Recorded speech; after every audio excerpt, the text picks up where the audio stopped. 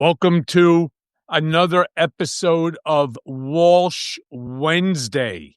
Yes, we are fortunate that Joe Walsh is feeling better as he was sick last week, was unable to join, so we had to work without him. Not easy to do Walsh Wednesday without the great Joe Walsh.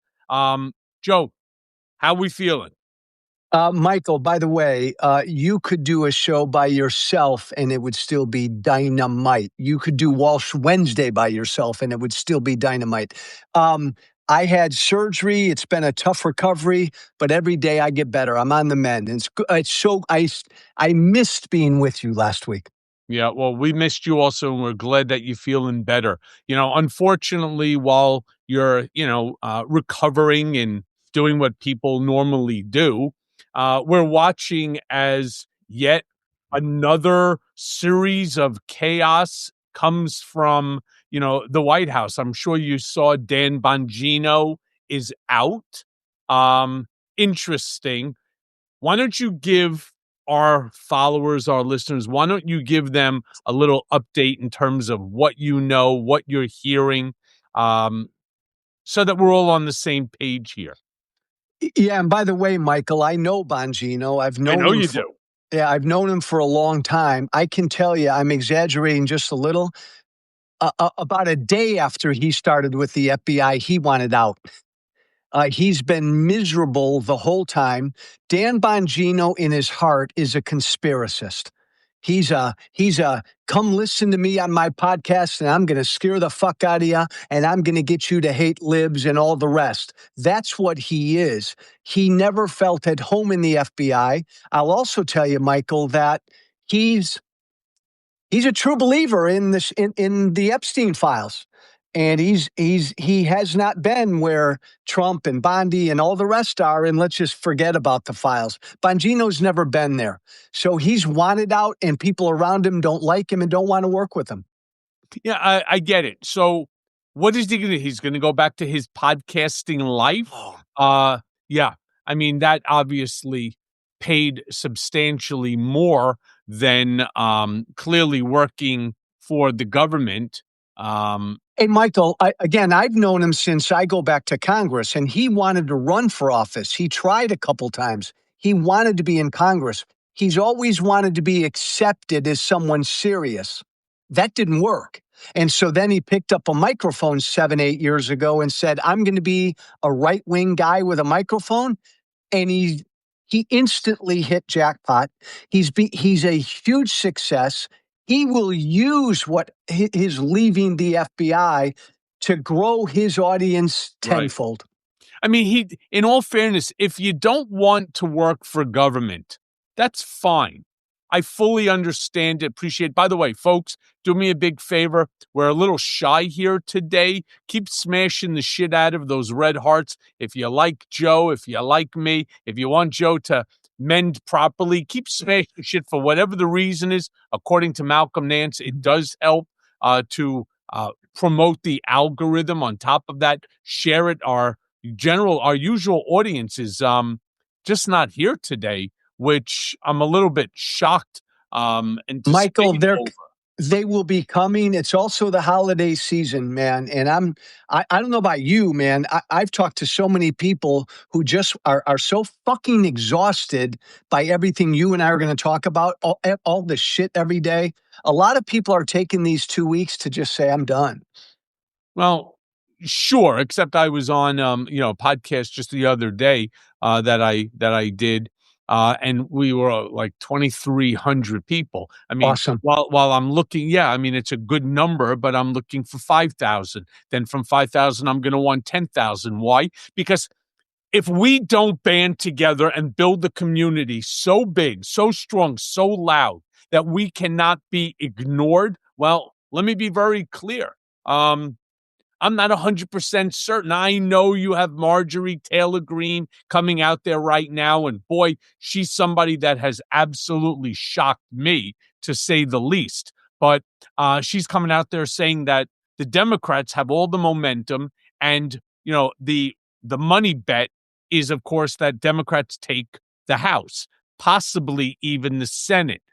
In fact, many people believe that the Democrats will ultimately retake the House even before the 2026 midterms, because there are a whole slew of individuals that are just saying, fuck it, I'm out. I don't want to be a part of this. And so, and by the way, Michael, you and I have talked about this from the beginning of Walsh Wednesdays. Like, I don't want Democrats to think all we got to do is say Trump is bad and we can win. I was, and there's my guy. Yeah. Okay. So Lev wanted to wish you a speedy recovery too, Joe. Absolutely. But also self-interested from a business perspective. Everywhere I go, when I see your name or face, our numbers go up. So I love having you around, my friend. But believe me, when our numbers go up good, it has nothing to do with Lev. It's all about me. It's all about nobody gives a shit about Lev. Nobody even knows the guy. Quite frankly, nobody's even heard of him. He wears this stupid shirt. Lev remembers. Lev doesn't remember shit. Lev doesn't even know Lev. Merry Christmas and Happy Hanukkah to you too, Michael. Merry Christmas. No, it's a Merry Christmas Hanukkah Kwanzaa to you as well. There you go. You got it all. There you go. But back to the serious point we were making when Lev jumped on. I don't want the Democrats to think all we got to do is say Trump is bad, baby, and it's going to be awesome in 26. Democrats still got to get their fucking act together and grow the community. Yeah. Oh, 100%. I mean, they're not getting anything for free. I mean, and that's the whole thing where I think the media really screws everything up, because MAGA is in disarray and Trump is this and that's that. But who's on the Democrat? Just think about it. If there was any sort of leadership on the Democrat side, we would already have control of the House. With all the disarray, we're talking about that there's a possibility that maybe we might even get a chance to get Hakeem Jeffries might actually fall into the gavel, not because of what he did, but because just certain Republicans, as we're hearing from all different sources, are basically are going to take a vacation come January. And if that transpires, I mean, but again, that I wouldn't count on any of that. No. I agree with you and Michael. I think we need to keep the pressure on. We need to keep the voices louder and stronger. We need to make sure to keep building the community as bigger, as powerful, as more. And that's the first thing I want everybody to do right now is just go to that little gray little button up there. Hit it, make sure, cross-pollinate. Each one of our subscribers cross-pollinate. I see. By the way, we got a hotline set up, guys. We set up, it's called Lev, PTTP at Proton. Some of our subscribers set it up. We have over 100 volunteers already getting ready for us. So when we're ready to hit this country, we're going to be running. We really need to do that in all fairness, because it's sad, right, that the Democratic Party, the DNC, has no outreach to individuals, whether it's Lev, whether it's Joe, myself, Malcolm, or whether it's Don Lemon or, JoJo from Jersey. Imagine if you took the top, like right now, as an example, look at, I'm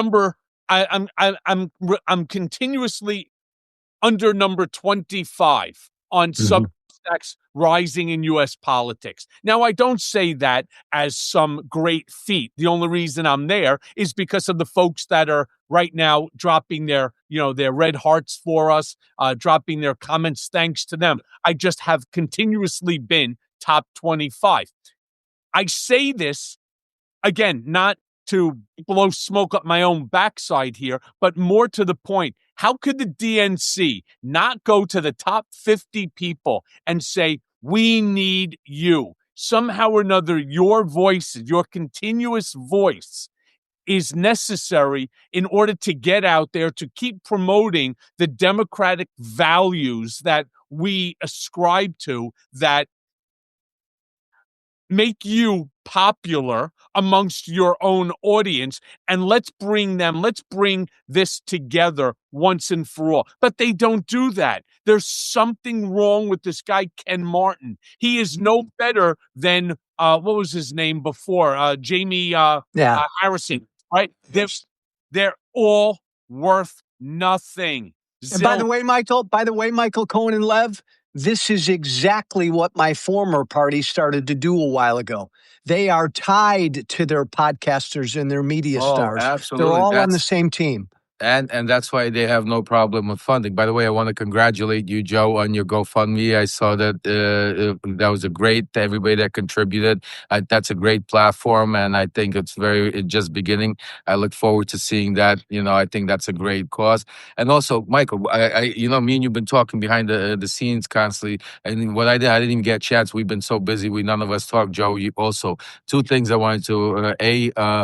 We were invited today. If you guys, I don't know what you're doing at 9:00, but Zev Shalev is going to be doing a special on Substack, a roundtable viewing at the same time of his speech at 9:00. Oh. And he asked me if you guys wanted to come join us. We're going to do our own roundtable, discuss his live speech at 9:00. So that's I just wanted to throw it out there. But also, I wanted to make sure that what me and you spoke of, Michael, I went ahead and I did it. I set up a GoFundMe. You guys might have seen it around there, and we're doing tremendous. And I went out there and we found a group that we're going to hire. So we're going to be able to go on the road. We're going to be able to do all these things come January. And right now, the first stage to be able to hire this machine to set up, because they set up not just the show or whatever. They also set up the fundraising, the corporate side of it, because people don't seem to realize it's a whole machine. It's like it is a machine in order to get this thing out there, and it's incredibly important. I can't tell you how many people I end up bumping into, on the street. Some people, they love me. Other people, they hate me with a passion. And all I can turn around and I say, if you hate me, I'd rather you speak to me than, I appreciate the folks who come, they want to take this selfie with you and then they move on. But it's the ones who don't like you, the ones that want to challenge you in regard to, hey, why, why are you constantly, knocking the Republicans? Well, my question that I would ask of you today, and Lev, I want to get your take on it, and then of course Joe, but let's just talk about the term that Trump doesn't want to acknowledge. It's a Democratic hoax, the word affordability. This morning and last night, I've been participating in the Yale CEO forum. There were 200 of the top CEOs. The guy who's like the largest shareholder of Tesla, Lloyd Blankfein from Goldman Sachs. You had the CEO of Lazard. You had the CEO of Delta Airlines. You had the former Prime Minister of Canada. Every major name was in that room. And I'm sitting there and I'm saying to myself, as they're entertaining this, you could hear those people who they don't care for Trump as an individual, but his policies, or I should say his destruction of norms, are so beneficial to them. The deregulation is so beneficial to them that they talk in those sort of circle, right? That circular conversation where you say a lot, but you mean absolutely nothing. That this is all about being able to add another 1,000 square feet to your fifth house somewhere, whether it's in Vail or in the Hamptons or in Europe, or maybe to buy another airplane and a third yacht. That's what, and it is grotesque because at this point in time, what's happening is they're taking the deregulation by this administration and they are banking ridiculous coin. There was an argument that took place between a journalist that happened to be there and a gentleman from a major law firm, one that actually paid Trump, right, during those earlier fights. And in it, he turned around and he said, what's the average salary for the executive board of your firm? And the guy didn't want to say it. He goes, come on, you could say it, right? If you don't say it, I'm going to say it. It was somewhere between $7 to $8 million a year. And the reason that they capitulated, rolled over, and did what they did in terms of paying out Trump for, with pro bono work, as well as a payment that went to his presidential library, is because they didn't want to lose their clients. By the way, they lost many clients and many other partners in the firm over this thing. But the point is, everybody right now on that side of the aisle, they're in it for themselves. And when you're in it for yourself, you ignore the fact that there's still 95+% of this country, all right, that's getting screwed over as a result. Yeah, but Michael, Lev, those business dudes, CEOs you were with, they don't like Trump's tariffs, do they? I mean, No. he's crashing the fucking economy. Yes, that's true, but there's one problem. They're not going to fight with him for fear that he could easily shut them all down just by a snap of a finger and one simple phone call. No, the economy and the problem is it's still a bubble, and what we're seeing, what we're still experiencing is really not the actual, hit which we're going to experience once January comes in. First of all, once all air insurances are going to start doubling, tripling, once economy starts getting worse, where the tariff hits, and if all of a sudden, you never know with the Supreme Court, but if they all of a sudden, kick those tariffs back, then we're going to be in some serious, catastrophe where it comes down. So, I mean, look, I think Trump is definitely right now, and that's why I think one of the things that we saw happen because of that is what Susie Wiles did, is because of all of this. Because right now, it's who's trying to save their ass first right now. Oh, It's Dan like, Bongino announced he left today. He's gonzo. All right. Yeah. Who do you think, Lev, is next on the chop? I heard it's Kash Patel is on the chopping block, and Susie Wiles is on the chopping block as well. Wait a minute, Lev. I'm going to pull the former congressman card. Before you answer Michael's question, answer mine. And Michael, I want you to answer this question. Susie Wiles is like smart. Like, why did she do this? I think it's like her and Trump planned this. It's weird. Why did she do this? She didn't plan it with Trump. She planned it on her own. 100%. Yeah. Really? I mean, I know Susie Wiles very well. Don't forget where she came from. She's here from Florida. She worked for Brian Ballard and Associates, the same Brian Ballard that I worked with, that Pam Bondi also worked with. This is where it all comes from. Susie Wiles used to be, don't forget, on Ron DeSantis's team. I'm the one that got her on Ron DeSantis's team, and then she flipped over to Donald Trump. Even in the first administration, before she came over to Trump, she was on Jeb Bush with Ballard and then Marco Rubio. Interestingly enough, I don't know if you know this, but her daughter actually worked for the campaign before she did. Wow. Exactly. Yeah. So, I mean. But Lev, why did she reveal that? Why did she say this publicly about everybody? Because she sees the writing on the wall. She's not stupid. She understands that the numbers are not just fake, that she understands that this is not a hoax, that the economy is not a hoax. She understands. Remember, she's the gatekeeper. She's there. She sees what we report on. So just think about it. If we tell you our sources say this or this happens, that's maybe 1, 2, 5, 10%. She sees this in live, so when I see this, I close my eyes and I think about just Michael, do the same thing. Think about when you were there, when you were sitting in that office and how things went down and who said what and how trim. This is how chaotic things are going on right now. And she's seeing the numbers. And Dan Bongino leaving, by the way, for those that might not know, is actually I've been talking about this for 3 months.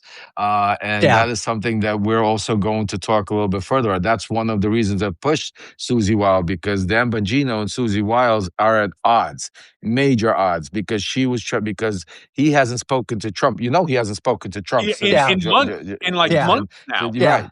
Right. And part of what the meeting that was supposed to happen with J.D. Vance was, remember, was putting together at his house.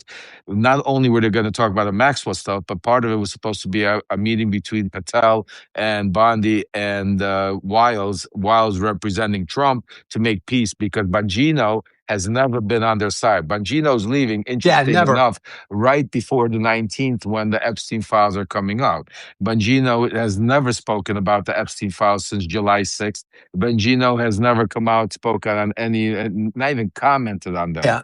Hey, guys, am I not understanding this? Does Susie Wiles want out? Is that why she's doing this? Yeah. So let me expand on Lev, who's 100% correct here, because similar to Lev, I have some relationships that still exist there. If you've noticed that Susie Wiles has not been front and center in quite some time now, right? I mean, normally you start seeing idiots like MAGA Mike Johnson every day going out on Fox News or somewhere in order to continue to promote the Trump agenda. You see, Besant, you see Smiling Bob Hassett, right? You see all these fucking fools going out there, but Susie has really taken 2, maybe 3 steps back. She knows, as Lev just said, the numbers don't lie. People do. They do. That there's an expectation that Democrats take the House even before 2026 midterms, because the number of Republicans that are just saying, I'm not doing this. Understand, if I lose my seat in an election, I'm basically persona non gratis in anything I do. I can't go running to one of these, of these, Avenue K style lobbyists or, crisis management firms. You lose that election, you are a loser and you're out. So better off they turn around, they leave while they're still in office, and that way their resume doesn't get a shit stain on it. Plain and simple. So is Trump pissed? What's that? Michael, is Trump pissed at what Susie did? He's not going to forgive her. Absolutely. No chance. No chance. That article, especially calling him an alcoholic, the way he behaves, it is no. It's an under the belt buckle punch to the nutsack, and he will never ever forgive that. Never forgive her. What is going to happen next is you're going to see a whole slew of Republicans leaving office before the midterms. Like right after January, you're going to start seeing 5, 6, 7. All they need is 4, and everything flips. Yeah, I don't think that happens. It happened. I think it happened. You think that's going to happen? Yeah, I'm hearing it also. I'm hearing that. Wow. Well, there's going to be, you're going to have a combination. I'm hearing that some are going to retire. You're going to hear some are going on vacation. Some are just going to have sick leaves when there's certain votes coming in. But Johnson lost control of it. That's what I'm hearing also, and that's why. And now what you're seeing with Wiles, because you got to understand, a major part of the moderate Republicans are still look forward to people like Wiles having the keys to the kingdom. If they're seeing her now leaving, Bongino leaving, they're understanding, because you don't have to be a rocket scientist to see who's going to be next in place. If she leaves, it's Stephen Miller, folks. He tried to make him national security. He's already He's already secretary, chief of staff. Is Trump going to fire her, Lev? Michael, is Trump going to fire her? That's what I think he's going to. It's interesting how what happens. What do you think, Michael? I believe he gives her the option to resign. I also think so. It's going to be interesting, yeah. And because if he doesn't, first of all, let me say this, and something you have never experienced, Joe, but both Lev and I have seen it up close. I, unfortunately, many more times than probably anybody else on this planet. When he sours on you, it's not that he makes you feel horrible. You actually dread waking up in the morning, putting your pants on, and then going to work. He makes things so uncomfortable. Miserable. I have seen him make people so sick that they vomit on themselves. I'm not joking. I watched him put such fear into a guy that worked for him. The guy literally lost it on himself and had to go change his pants and his underwear. I'm not joking. He literally shit himself. And I mean it literally. All right. He is going to make her life a living hell to the point that she just says, I cannot do this anymore. And she ends up leaving. And by the way, Lev is spot on. I also believe Steve Miller, a guy who, by the way, wasn't even invited into Trump's 26th floor office over at the Tower during the 2016 entire campaign. He was not authorized in there.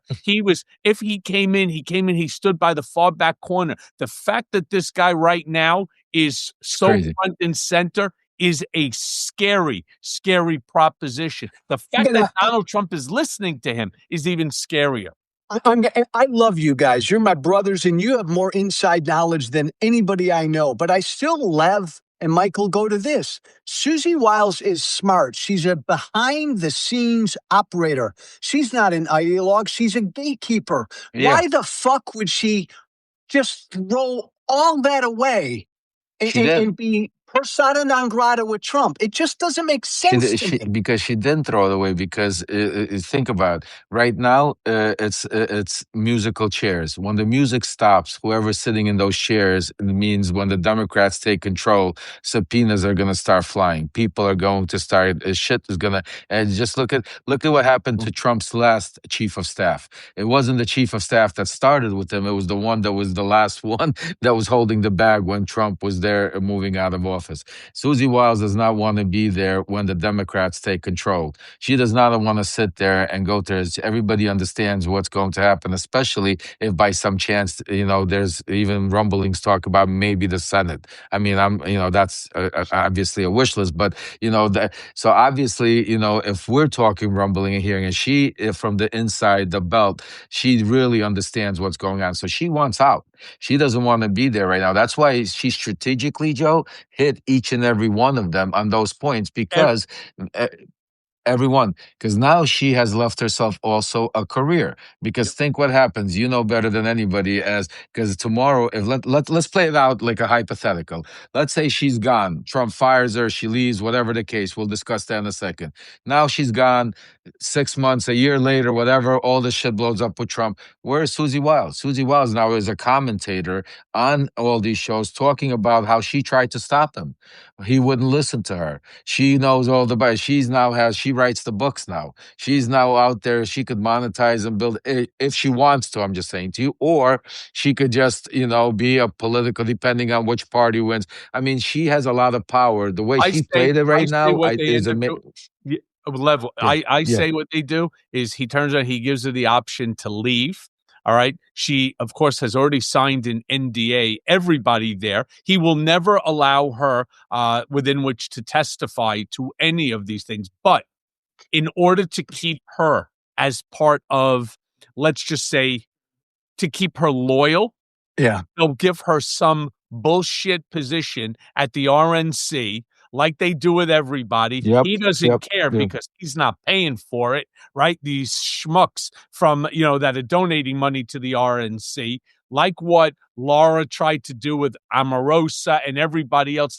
Oh, you just joined the RNC. You don't have to do anything. We'll pay you like 20 grand a month or 15 grand a month. And that'll be sort of your stipend, your go away and just don't talk. That's what I believe that she's going to do. But I'm with Lev on that. She'll end up either writing a book down the road, or she'll end up as a commentator on one of these shows and so on. Easy. That's so interesting, Michael. I didn't think that's the kind of person she was. Now, a few people have asked us, she wants out and she's got the goods. Lev and Michael, do you think she's got the goods on Trump? She's the gatekeeper. She has more information, not just on Trump. See, everybody keeps saying Trump. Right. Remember, it's not about Trump. Okay. She vaught. She knows Elon Musk. Just think about the things she said. If I always say like this, think about this, Joe and Michael. I always say, think about what they was reported on Now think about what she didn't say, because she Yeah. didn't spill all the guts. So what I'm saying to you, that was just maybe a percentage of juice that she really knows. You know the old adage, I wish I was a fly on the wall? Susie Wiles is that fly. Yeah. She was in Yeah. that room. You may not have seen her. She was camera left outside the back of the camera, but she's in the room for Every everything. Okay, mm, Michael Lev, as of this week, Michael, is she no longer the fly in the room? Like, Trump's not going to give her access to anything now, she's right? not that same fly, I can tell you. No, no. I don't know what's happening there right now, and we will find out. We will report on it between me, Michael, and everybody. But right Wow. now, I could tell you, Trump is not only Trump. Did you see Caroline Leavitt's face when she was reporting? Yeah. When She- they asked she- Caroline Leavitt about Susie Wiles, Dude, I mean, this was big. This was big. I mean, the Botox, the fillers from her lips fell down to her chin. That's how angry she was. I mean, Yeah. it was like all of a sudden, that big smile of hers, right? Just turned to such vitriol. It was such Well, a vitriolic look, of anger and disgust and hatred. And, I know Susie Wiles went ahead immediately after reading it, turned around. That was not her decision to put out that post. That was not just an offer. Hey, this is a lie. Let me be very clear. The president is fucking pissed, and you better figure out how to disassociate yourself from that article, claiming it, as they always do, that it's a hoax, it's a lie, it's them trying to do what?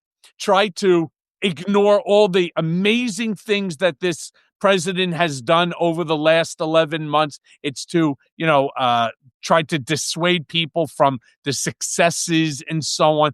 She had no choice but to do it. And Michael and Lev, is that why everybody else that Susie Wiles took a shot at in this piece, they all came out and defended her? Because she knows a lot more. You guys, that's what you gotta understand. I mean, Susie Wiles. Just think about. This is what I'm saying to you. Me and Michael are laughing because we were those flies on those walls. We were at some point in Trump's life. Michael was a fly on that wall, sitting in those meetings. I was a fly on that wall. So we know what happens. So that's why we have just like why Michael testified, because being that fly on the wall, he had all that. He had the goods. Why did I go testify in Congress? Being the fly on the wall, I had the goods on Ukraine. Well, Susie Wiles, if you think me and Michael were a fly on the wall, she was in that wall for the past. I mean, especially she was really part of that. She was the gatekeeper. Well, and you know what's interesting, you two? She took a couple shots at Vance, but the Florida gal she didn't say, I think, anything bad about Rubio, right? Well, she used to be Rubio's girl. I mean, before she got on Trump's, she said nothing about Rubio, which is no. Just moving on for a very quick second, I really want to get Lev and Joe your take on, as you know, this administration, when they fuck up on something, and it seems like it's every day, they don't turn around, pull back, take a breather, reevaluate, do like what we used to do, have, board meetings, right? And come up with a strategy to present to, at the time, Mr. Trump or president thereafter. Instead, they doubled down. And you start to see now, Hegseth, they went after and they blew up 3 more boats, 8 more, a minimum of 8 more people, killed in these boat strikes. My source, who's on the inside, turned around and told me that tonight, at this speech that Trump intends to make, that he is going to announce that we are at war with Venezuela. He's going to make it crystal clear that we are at war with Venezuela. Wow. All right? And my God, as I wrote in my Substack of today, I am so concerned about it, and I hope everybody had a chance to read my Substack post, because our children, if you have kids, as you do, Lev, as I do. Joe, I don't know, how old are your kids? Yes, in the early 30s. So they're still of an age, a little bit on the higher side, but they are still of the age within which to get called up. And my biggest fear is not just for my children, but for your children, for your grandchildren, for your friends, your neighbors, children and grandchildren, that this is going to become a problem. And let me be crystal clear. Yeah, fuck Venezuela, right? What the hell do they have? Our Salvation Army should be able to kick their ass. No. Let me be crystal clear. You're not talking about Venezuela fighting on their own, all right? Right. They have alliances, all Yeah. right, that will come to support them in this. When you start talking about, as Trump did, we have the largest armada. We have a blockade, which, by the way, is a scripture of war. Yeah. That we have now blockaded them from moving in or out of their lanes of transport on the water. That is an act of war, except here's the crazy thing. Nobody went to Congress to declare war. Yeah. And Trump is going to make statements tonight that I think are going to lay out, unfortunately, everything that we are saying right here. You are hearing it first. And I am praying to God that my source who told this to me today is wrong. Well, Michael, I'll make one comment and then I want to ask Lev the question. So my comment is, if he does that, I'm just going to say, this is not what MAGA voted for. The MAGA coalition will even begin to sever even more. Lev, your sources, what do you think he talks about tonight? You know, it's interesting. I really haven't gotten any feedback yet about tonight's speech. I've been busy with the Ukraine stuff and also working on the Susie Wiles and Dan Bongino stuff. I'm extremely interesting to hear. Wow, that's some really breaking news. What Michael just said. I mean, that he's That's huge, Michael. That's huge, Michael. That's really huge. I mean, I know. Look, put it this way: it wouldn't amaze me, wouldn't surprise me, because we've been reporting on it, and my sources have been confirming that we are going to attack Venezuela, that we have already boots on the ground in Venezuela. I mean, we have CIA already there. They're already trying to get Maduro. The fact that they've been killing all of these people and all of this, that's one thing. The only reason what I've been hearing is he hasn't been announcing it yet, is because, again, he's using it with the elections, with this and this martial law, be able to use that as part of, and because of losing all of this Republican support, it's been iffy. But that might be it, because of he might be really pushing it. That might be the case. And that is, Michael, quickly, that is what Susie Wiles did say, that Trump said, I'm going to keep blowing up fishing boats until Maduro cries uncle. Right. Regime change. That's what he wants. When I got off the telephone, we all sort of pray to our God, in our own way. That's the beauty of religion. You don't have to go to a house of worship. You can just do it silently in your head. You can do it any way that you want. I was praying to God, not just mine, but to every God that's out there, that the information that I received from my source is wrong. And then I started to try to reverse engineer what was said to me. And I started then going on and Googling and doing some research. And the more that I started to do research, the more I actually believe that what was said to me is accurate. And I am petrified for our children, for grandchildren, for our country. I know everybody thinks, Venezuela, what could they do to us? We've got these gigantic, ships blocking off there. They're not going to do anything. Don't kid yourself, okay? Don't kid yourself. And I just want to, let me just say this, and this is going to be about you two, Lev and Michael, and everybody listening to us. And pardon my language, because I'm still in recovery. This is why it's so fucking important to follow and subscribe to Michael Cohen and Lev Parnas. Do you understand what you're getting? You're, like this is inside, really insider knowledgeable information. Michael, that's huge that you said that. And every time I talk to Lev, my source said this. Guys listening to us right now, you need to be following and subscribing to these two. Most of the voices on Substack are like me. We got our own beliefs and we're out there yelling. These Yeah, you two see, have their unfortunately, own. like with Lev and myself, Joe, thank you for that. But I mean it. The truth is, it's not like Lev and I are prescient. It's not like we're No. Nostradamus thing one and Lev is thing two. Yeah, right. That's we are not. We're just people who were unfortunately in that world so deep. We still maintain relationships, and those relationships feel comfortable turning around and giving us information on the inside track, which we're there to share with you. Agreed. And that's why you two are so valuable. That's all I'm saying. And listen, our whole community is valuable. And I say to everybody, the first thing is hit that little button up there and make sure you cross-pollinate, because first of all, subscriptions are for free. For those of you, you know that we all have free subscriptions. We're all here to get the information out.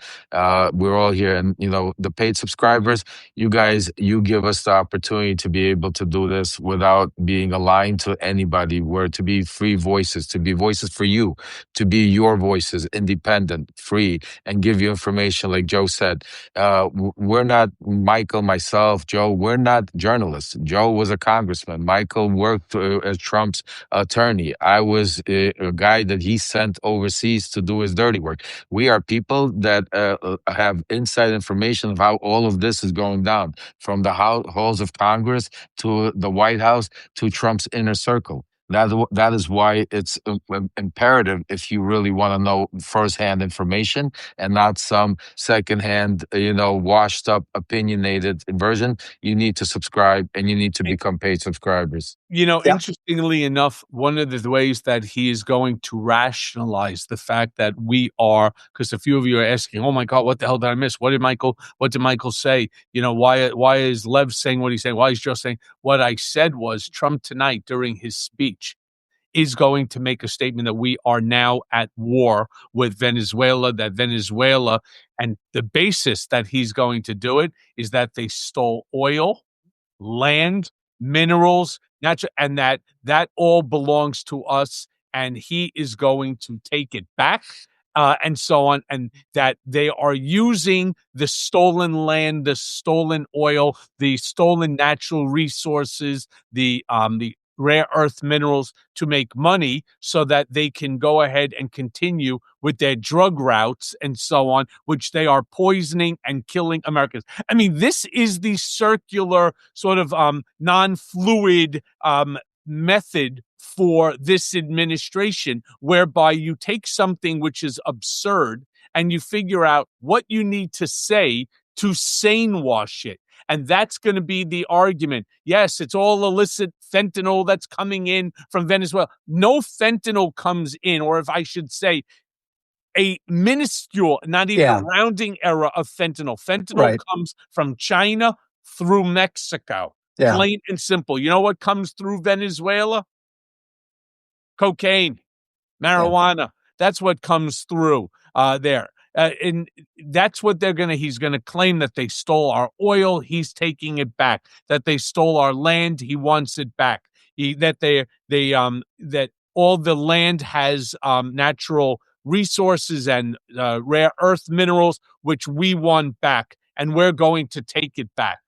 And the Michael same Lev, way, example that Russia is trying to Lev, right? To secure the Donbass. And they don't want the Donbass because it's beautiful land. They want it because there's a shit ton of oil in the Donbass region. 100%. And Michael Lev, there's nobody around him, right, who can talk sense to him. Oh, no, that's the opposite. I mean, he has all enablers that are telling him, rah, rah, rah. That's what I'm saying. You have two groups of people. You have the people that tried or could, or maybe at some point were able to talk some sense or thought they could, were the Susie Wiles of the group. But they lost that. At some point, yeah, she was able to, believe me, stop. Like, this is even interesting how she said, think about the deals she was making with him and how they were Yeah. going. Like, yes, the first 90 days he was going to go on his retribution tour and then he was going to stop. Yeah. But now he's not stopping. But you know what? He's not thinking about it. And I wrote in my Substack, I said, bullshit. He goes to sleep, wakes up in the morning thinking about retribution. That's the first thing. The second thing he thinks about is his ballroom and where he's going to golf, and then maybe what's going on. And people don't understand that retribution. And she tried to like sugarcoat it a little bit with that. Wow. This has been great, guys. Look, You're so good to listen to. We're going to see whether or not my source was right. Yeah, I hope I hope your source is wrong, Michael. I hope you're wrong also, because that means if that's the case, no, if that's the case, it does make sense what Michael is saying. I'll tell you why, because a lot of it has to do with what's happening in Russia, and what Putin came out today. See, the media doesn't report a lot of these connecting the dots. Putin, you're hearing that there's peace talks happening, supposed peace talks with Kushner and them. The peace talks aren't happening. This is basically pressure on Zelensky that's happening nonstop. Putin today came out and basically said in Russian television that it doesn't matter if Ukraine agrees or doesn't agree, we're going to take our land back, just like just like the same wording about Venezuela. We're going to take our land back either one way or the other, or through war. But keep in mind, the reason why I'm saying it's connected is because, remember, the reason in the first administration, the reason why, because Maduro was going to flee at a certain point. He didn't flee because Wagner Group, because Putin supported him and sent the Wagner Group over there to help him against Guaido and the invasion. Since then, he has grown a lot closer to Putin and also Xi. If you take a look, if even earlier this year, Maduro was sitting in Russia at the what's it called, at their military parade right next to them. So he's also very much involved in Russia's shadow fleet of oil transportation. Yep. Just like you saw that one ship that they got here, but there's plenty more that are going. So there's a whole network for Trump to part of the negotiation. What some of my sources have been telling me, and the Russian stuff was also using this Maduro stuff, and Russia uses Maduro as a tool. So it would make sense that basically Trump's allowing Putin to do what he wants in Russia, and Russia is going to allow him to take Maduro out. Exactly. Let me just expand. As I wrote, by 7:45 this morning, my Substack post came out, which I called "One Post Away from War." And the reason why my source called me is because he read it. All right. Oh. And so I started it off, and he was like, "Wow, who did you speak to?" And I was like, nobody. It's just a gut feeling. Knowing the man as well as I do, I start to put two and two together. Words matter, especially when they come from the mouth, or more accurately, the thumbs of a president who treats Truth Social like a launch console. When Trump announced a total and complete blockade, I want everybody to remember that word right now, a total and complete blockade of Venezuelan oil tankers. That's not tough talk. That is a declaration freighted with legal, moral, and constitutional consequences. Because by definition, a military blockade is an act of war. And you could dress it up in sanctions language, sprinkle in the word terrorism, and wrap it in chest-thumping bravado about the largest armada ever assembled. But it doesn't change the underlying reality. This is war by post. And it makes total sense because of what they don't want to release anything about the bombings of all of these ships. But if they announce war, then everything becomes irrelevant. Michael, by the way, what the fuck land did Venezuela steal from us? I don't get that. Fuck. What oil did they steal from us? It's their oil. Texas. What they? It's their God. oil. Venezuela's nowhere near us, dude. This guy, he really, Well, you know. this topic of the Venezuela, this land belonged to us, and Yeah. so on. This has been going on. This isn't like it popped out of Trump's ass yesterday. Right. This is something that was actually discussed, negotiated. There was court cases on this going back many years ago. But putting all that aside, that's now secondary. All right. As I said, think about the terms: blockade, full income total blockade. All right, and armada. Plain and simple. All right. Hey guys, These are words of war.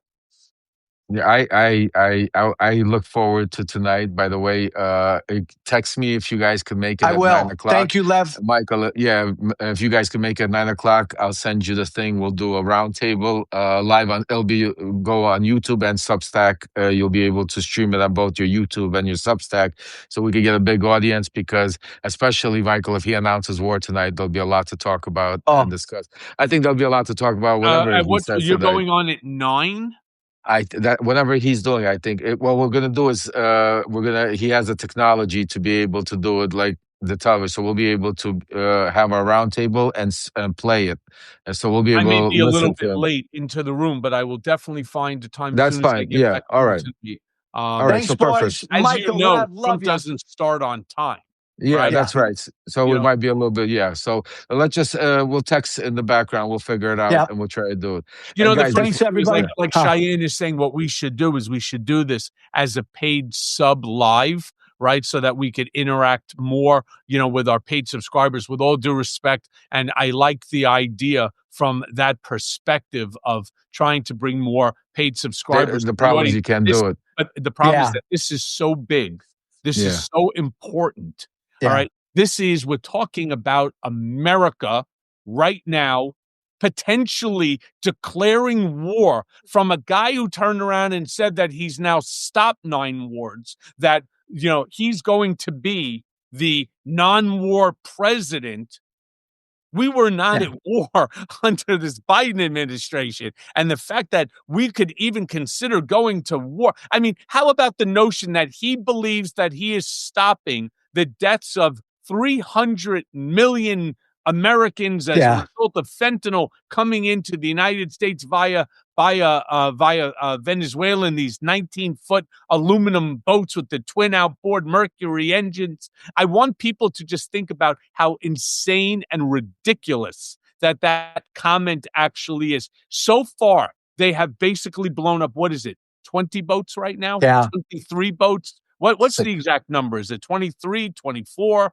Anybody know the exact number? Is it 23, 24? All right. With 90 individuals. Could you imagine the way that you stop all fentanyl, all drug overdose, all drug usage in America is you blow up 20 boats and you kill 95 people. I want people to just realize how absolutely insane and stupid a comment that actually is. Hey, I love you, my brothers, and I'll just say this. Michael, I hope you're wrong. I hope your source is wrong. God save us. Thank you, boys. I hope so. Joe, great seeing to you. I'll see you again. Michael, I Thanks, got boys. before you split off, one last thing.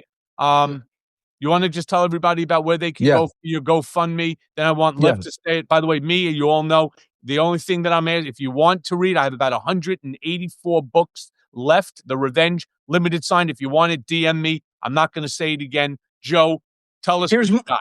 Yeah, mine's real quick. We're raising money to produce and build an app for every immigrant in this country targeted by ICE. Support us. We want to crowdfund it so Trump can't come after all of us. It's called Paxis. So go to PAXIS.app and whatever you can give. Thank you. Lev. Awesome, definitely. Folks, besides, building our platform, we have two asks. One is for Ukraine. We just found an emergency 40 generators that are being delivered to Odessa, where there's a blackout. There's two or three of them that have been shipped today already. To actually some of you subscribers that are part of our team that have asked for this help. And so there's a GoFundMe there for Ukraine. If you guys could help, please go out there. Definitely, there's only 40 of them left to be able to get them over there. But most important, what we're trying to do is me, Michael, Joe, Malcolm, all of us have been talking about going on the road, going comprehensive. So we've taken action. We set up a GoFundMe. We've raised about 65, close to 70,000 already. We need for the first phase about 150,000 to retain and put this into motion, and then they'll do the rest. We won't have to be asking for money anymore. We'll be out there on the road, being able to save our democracy. I'll put the GoFundMe's in the letter that we'll send out to you guys later. But the number one thing, if you can, is make sure that you subscribe to each and every one of us. Become a paid subscriber, because those are the algorithms that make everything goes wild. And everything else you do, happy holidays. Thank you so much, because people of Ukraine, the ICE, the people that Joe's helping with ICE, Michael, myself, God bless each and every one of you. Thank you. Thanks, everybody. Take care.